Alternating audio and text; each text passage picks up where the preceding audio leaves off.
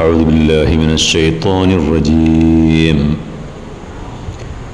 ثم أتبع سببا حتى إذا بلغ بين السدين وجد من دونهما قوما لا يكادون يفقهون قولا قالوا يا ذا القرنين إن يأجوج ومأجوج مفسدون في الأرض فهل نجعل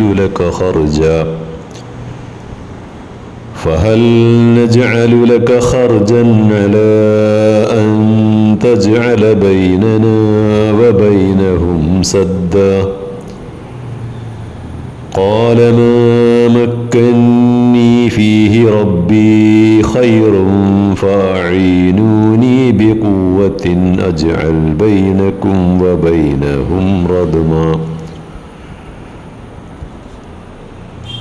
آتوني زبر الحديد حتى إذا ساوى بين الصدفين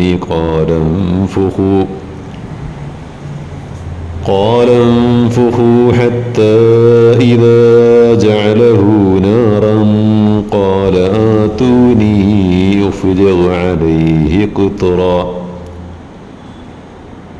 فما استطاعوا أن يظهروه وما استطاعوا له نقبا قال هذا رحمة من ربي فإذا جاء وعد ربي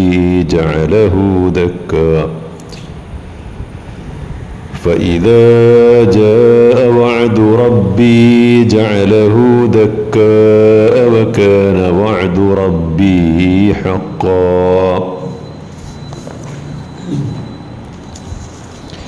സൂറത്തുൽ കഹ്ഫ് 92 മുതൽ 98 വരെയുള്ള ആയത്തുകളാണ്. പിന്നീട് അദ്ദേഹം, അതായത് ദുൽഖർനൈനി, മറ്റൊരു പടയോട്ടത്തിനു വേണ്ടി പുറപ്പെട്ടു. അങ്ങനെ 2 മലകൾക്കിടയിൽ എത്തിയപ്പോൾ അവിടെ ഒരു ജനതയെ കണ്ടു. അവർ പറയുന്നതൊക്കെ വളരെ ക്ലേശത്തോടെ മാത്രമേ മനസ്സിലാക്കാൻ കഴിയുമായിരുന്നുള്ളൂ. അവർ ദുൽഖർനൈനെ വിളിച്ചിട്ട് പറയുകയാണ്, യജൂജ് മജൂജ് ഗോത്രങ്ങൾ ഈ നാട്ടിൽ ആകെ നാശമുണ്ടാക്കിക്കൊണ്ടിരിക്കുകയാണ്.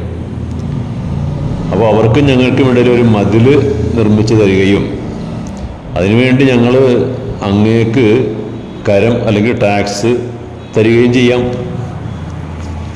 അപ്പോൾ അദ്ദേഹം പറഞ്ഞു, എൻ്റെ റബ്ബ് എനിക്ക് തന്നതൊക്കെ ധാരാളമാണ്. നിങ്ങളുടെ കായികശേഷി നൽകിക്കൊണ്ട് എന്നെ സഹായിക്കുക. നിങ്ങൾക്കും അവർക്കുമിടയിൽ ഭദ്രമായൊരു മതിൽ ഞാൻ നിർമ്മിച്ചു തരാം. നിങ്ങൾ ഇരുമ്പ് കട്ടകൾ കൊണ്ടുവരിക. അങ്ങനെ 2 മലഞ്ചെരികൾക്കിടയിലെ വിടവ് നികന്നു കഴിഞ്ഞപ്പോൾ അദ്ദേഹം അവരോട് തീ ഊതി പടർത്തുവാൻ കൽപ്പിച്ചു. അങ്ങനെ ആ ഇരുമ്പ് ഉരുകി കഴിഞ്ഞപ്പോൾ അദ്ദേഹം കൽപ്പിച്ചു, ഇനി നിങ്ങൾ ചെമ്പ് ഉരുക്കി ഒഴിക്കുക. അങ്ങനെ യജൂജ് മജൂജുകൾക്ക് ആ മതിൽ കയറി കടന്നു വരാൻ കഴിയാതായി. അതിൽ ദ്വാരമുണ്ടാക്കി നുഴഞ്ഞു കയറാനും കഴിഞ്ഞില്ല. ദുൽഖർനൈൻ ആ ജനതയോട് പറഞ്ഞു, ഇതെൻ്റെ റബ്ബിൻ്റെ അനുഗ്രഹമാണ്. എൻ്റെ റബ്ബിൻ്റെ നിർണയിക്കപ്പെട്ട സമയം എത്തിക്കഴിഞ്ഞാൽ അവനിത് തകർത്ത് കളയും. എൻ്റെ റബ്ബിൻ്റെ വാഗ്ദാനം സത്യമായി പുലരുന്നത് തന്നെയാണ്. ദുൽഖർനൈനിയുടെ, അതായത് സൈറസ് ചക്രവർത്തിയുടെ 3ാമത്തെ പടയോട്ടത്തിൻ്റെ ചരിത്രമാണ് ഈ ആയത്തുകളിൽ ചുരുക്കി വിവരിച്ചത്. വിദൂര പൗരസ്ത്യ നാടുകളിലേക്കായിരുന്നു ദുൽഖർനൈനിയുടെ ഈ പടയോട്ടം.